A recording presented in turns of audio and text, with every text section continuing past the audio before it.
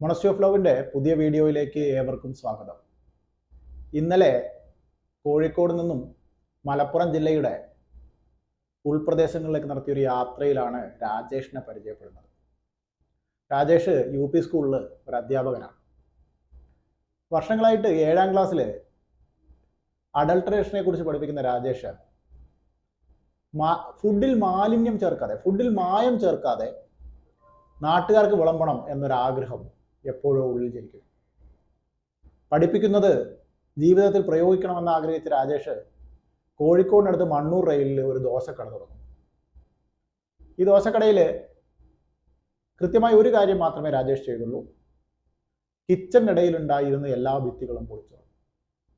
Open kitchen എന്ന് പറഞ്ഞാൽ ശരിക്കും ഓപ്പൺ. അടുപ്പിന് ചുറ്റും കൂട്ടിയിട്ടിരിക്കുന്ന കസേരകളും എണ്ണ തേച്ച് മാവൊഴിച്ച് ഉണ്ടാക്കിയെടുക്കുന്ന തട്ടിൽ കുട്ടി ദോശയും മസാല ദോശയും നെയ്റോസ്റ്റും നല്ല രുചികരമായി ചമ്മന്തി 3 തരത്തിലുള്ള ചമ്മന്തിയോടൊപ്പം കാപ്പിക്കും ചായയ്ക്കും ഒപ്പം നാട്ടുകാർക്ക് വിളമ്പി. അങ്ങനെ 2 വർഷം മുമ്പാണ് മണ്ണൂർ റെയിലിൽ ഈ ദോശക്കട തുടങ്ങുന്നത്. 2 വർഷങ്ങൾക്ക് ശേഷം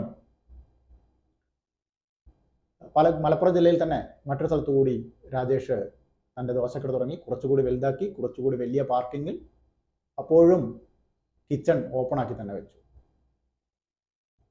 രാവിലെ 2 ദോശക്കടയിൽ എവിടെയെങ്കിലും പോകും, 9:30 ശേഷം സ്കൂളിൽ പോകും, 3:30 ശേഷം വീണ്ടും ഈ ദോശക്കടയിലെത്തും. വളരെ ശാന്തനായി സംസാരിക്കുന്ന രാജേഷിനെ പരിചയപ്പെട്ടപ്പോൾ രാജേഷ് എന്നെ കുടുംബത്തോടൊപ്പം ഈ ദോശക്കട കാണാനായിട്ട് വിളിച്ചു.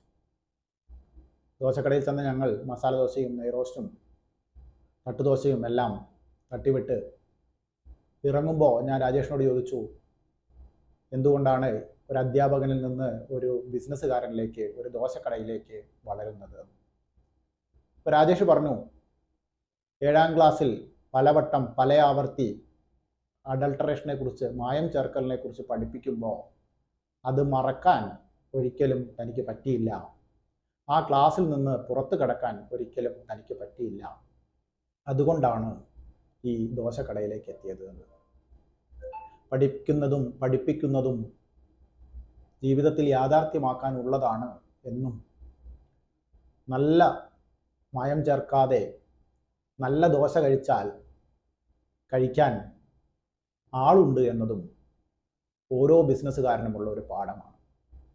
നിങ്ങൾക്ക് ചെയ്യാൻ ആഗ്രഹമുള്ളതൊന്ന് നിങ്ങൾ ചെയ്യാൻ തീരുമാനിച്ചുറപ്പിച്ചാൽ നിങ്ങൾ പഠിച്ചതും നിങ്ങൾ ചെയ്തുകൊണ്ടിരിക്കുന്നതും എന്തു തന്നെ ആയാലും ജീവിതത്തിൽ ഒരു ബിസിനസ്സുകാരൻ എന്ന നിലയിൽ ജയിക്കാൻ കഴിയുമെന്ന് സിമ്പിളായൊരു പാഠം ഇന്നലെ എന്നെ രാജേഷ് പഠിപ്പിച്ചു.